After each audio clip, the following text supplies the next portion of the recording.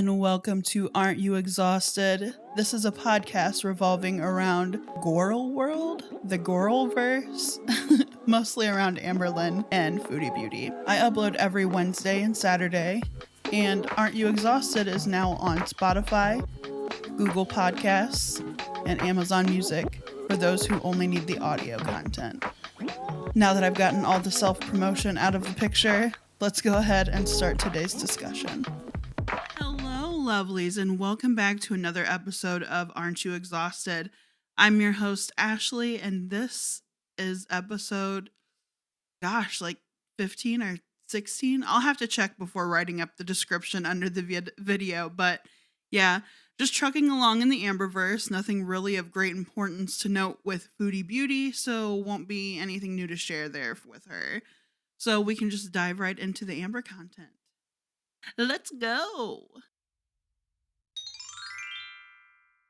So Amber posted a new vlog titled, I'm over 500 pounds again and relationships as a fat girl, days 6 through 8.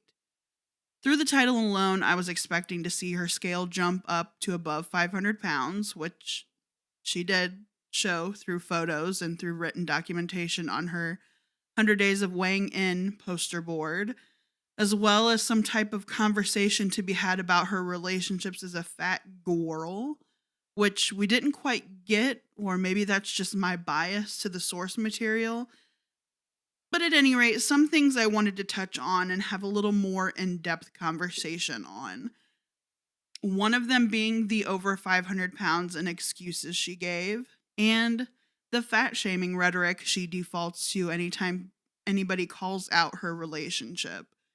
Yes, by looking at her 100 Days of Weighing In documentation sheet, we see that she's back to intuitive eating, binge eating, and overeating, which, in the context of how she explains things, they all sound pretty similar. They sound to be almost the exact same thing, especially when she says that she has no real schedule to her day. She goes to bed whenever she feels tired or bored, sleeps a few hours, up again to eat and mindlessly search herself on the internet, and is up until she gets bored of that or gets tired again, and then she will repeat the process.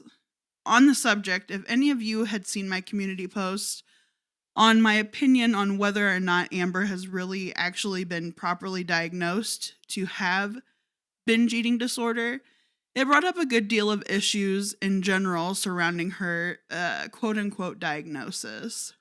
Throughout all of her time here on YouTube, she's always complained about a crazy sleep schedule and trying to get back onto a normal sleep schedule because of her insomnia. And at the end of the day, it's your life, Amber, do you. But nothing is ever going to fix itself. You definitely should inquire about a sleep study. Yes, it's scary. You're going to be in a room by yourself with things all attached to your body, head, appendages, and they expect you to sleep there because sleep apnea can't really be diagnosed without an actual sleep study. I'd say Feline could possibly tell you whether or not you have odd sleeping issues, but she really doesn't sleep in bed with you, does she? Because unlike you, if she has a regular Monday through Friday job, even a work from home job, she has to have a sleep schedule. She has to go to bed by a certain time to be awake at a certain time and be productive throughout her day. So while she's sleeping, you're up browsing away on YouTube, searching yourself and ordering Uber Eats while she's laid up snoozing. Is this also why the majority of the groceries shown in the grocery haul were processed frozen food and quick meals, so you could cook for yourself while Feline was preoccupied by work or sleeping? It's just my speculation, just my observation of information given during these vlogs. Even with Feline being the distant film extra at this point, we still see a lot of the dynamic that goes on without actually seeing it. It's always the couples that try to shove their happiness down the viewers' throats that have the unhappiest of relationships. Now, this is not leaving Foodie Beauty and her new husband out of the equation either. This totally equates to them as well. Obviously, with the state of the vlogs, sleeping in makeup, thirst trap TikToks showing the breast meat and the lip biting. It's screaming, I want attention and I'm not getting it at home. Yeah. Also, to reiterate what was said in my community post about the matter of the mixed weight relationship standpoint, the fat phobia thing where she spoke on her relationship with Feline and Chantal's relationship with Sala, stating how a lot of people can't understand how attractive thin people could find them attractive or worthy of love. That's not quite the complete picture she's painted, though, because she's missing the part where she started a relationship with Feline while Becky wasn't even out of the house yet. That Chantal slept with men days leading up to leaving for Kuwait, a married man on top of it, and then went to Kuwait and married upon arrival. It's not the size difference people have issue with, at least not in the context of these specific creators.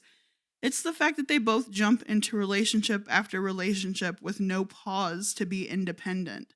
It's the people these people have aligned themselves with, and for profit, mind you, both of them bringing in decent money compared to their partners and making the probability of the helpers, the partners in this instance, Feline and Sala, to benefit monetarily from the relationship with them. I mean, Feline got a new car the first month after moving in with Amber.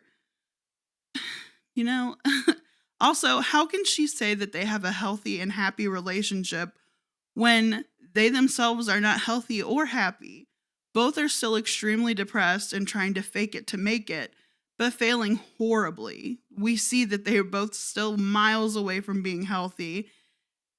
I mean, look at Amber's food haul. She looks like she's providing for a family of 6 and she's working 2 jobs.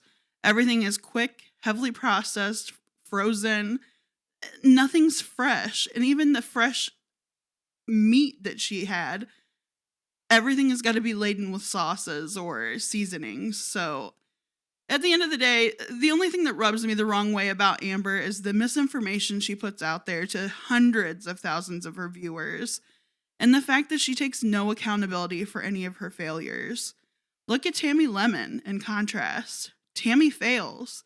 Tammy is not a perfect person, but you know what? Tammy doesn't blame it on anyone other than herself, as she's the one putting the food in her mouth. She's the one buying the food. And I applaud Tammy each time she tries. But I'm human and I realize that people aren't perfect, but she tries. And that's where Amber falls short, and it's infuriating because this has been ongoing for over 10 years now for her. And in this process, she's successfully gained, trolled, and gaslit her audience for a paycheck. I mean, even the fact that she's done absolutely bare minimum to improve her health, and it's almost laughable at this point. Anyhow, what are your guys' thoughts? Leave a comment below.